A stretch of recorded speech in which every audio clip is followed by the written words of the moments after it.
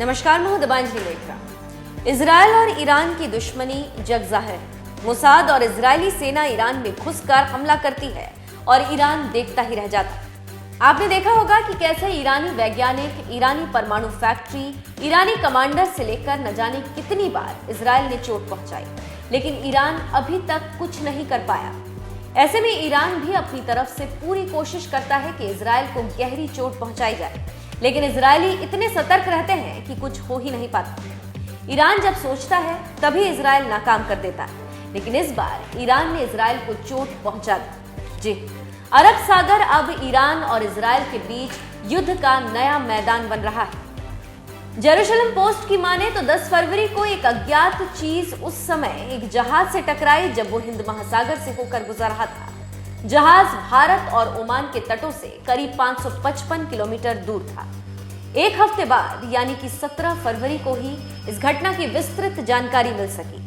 BBC की तरफ से पहली बार इस बारे में रिपोर्ट दी गई और बताया गया कि ईरान के ड्रोन ने कैंपो स्क्वायर कमर्शियल जहाज को निशाना बनाया। एक अमेरिकी मिलिट्री अधिकारी की तरफ से भी इसकी पुष्टि की गई। एक और मिलिट्री सूत्र ने कहा है कि ईरान ने ही इस हमले को अंजाम दिया था। अल मॉनिटर की तरफ से कहा गया है कि कम से कम एक ईरानी ड्रोन ने तो इजरायल से संबंध रखने वाले इस जहाज को निशाना बनाया। ये एक शिपिंग टैंकर था जो अरब सागर में मौजूद था और हिंद महासागर के रास्ते आया। हमले में जहाज को हल्का नुकसान हुआ। अमेरिका का मानना है कि ईरान इस हमले के पीछे था। जिस जगह से ड्रोन आया और इसका ट्रैकिंग डेटा, सब कुछ ईरान की तरफ ही इशारा कर रहा है, लेकिन अभी तक ये स्पष्ट नहीं हो सका कि इसे लॉन्च कहां से किया गया था या फिर ये किस तरह का ड्रोन था। जानकारी देते चले कि जिस जहाज को निशाना बनाया गया उसमें सामान नहीं लदा था। ये जहाज सिंगापुर से यूएई के फुजैरा की तरफ जा रहा था। जहाज और इसका क्रू हमले में पूरी तरह से सुरक्षित है। यहाँ पर हम कुछ और हमलों की जानकारी देते चलें कि इसी तरह का एक हमला 15 नवंबर 2022 को पैसिफिक जिरकॉन पर हुआ था। इस हमले में जो ड्रोन प्रयोग हुआ उसे चाबहार से लॉन्च किया गया था। CNN की तरफ से ड्रोन की तस्वीरें भी जारी की गई थी। अमेरिका और इजरायली अधिकारियों ने इसके लिए ईरान को दोष दिया था। ड्रोन के मलबे से पता लगा था कि इस पर एक तरफ नंबर 229 लिखा था। ये वही शाहिद ड्रोन था जिसे रूस ने यूक्रेन के साथ जारी जंग में यूज किया था। जुलाई 2021 में भी ओमान के तट पर मर्सर स्ट्रीट टैंकर को ड्रोन से निशाना बनाया गया था। इस हमले में ब्रिटिश और रोमानिया के क्रू की मौत हो गई थी और हमने इस खबर की जानकारी आपको तब दी थी।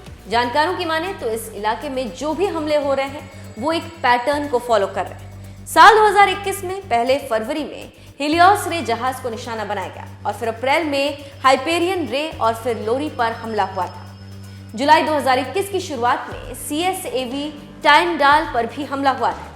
ये हमले जुलाई 2019 में हुए हमलों के बाद अंजाम दिए गए थे। उस समय मई 2019 में फुजैरा में 4 जहाजों और फिर जून में 2 जहाज पर हमले हुए थे। ये हमले उस समय हुए जब ये जहाज ईरान से होकर गुजर रहे थे। जहाज पर हमला ऐसे समय में हुआ जब ईरानी राष्ट्रपति इब्राहिम रईसी चीन के दौरे पर है। वो इस दौरे पर क्षेत्रीय मुद्दों पर चर्चा करने वाले हैं। ईरान के करीबी क्षेत्रीय मीडिया भी इस पर खामोश है, लेकिन अंदर ही अंदर दोनों देशों में उबाल है और कुछ बड़ा होने वाला है। जानकार कह रहे हैं कि इजरायल चुप नहीं बैठेगा और कुछ बड़ा होगा।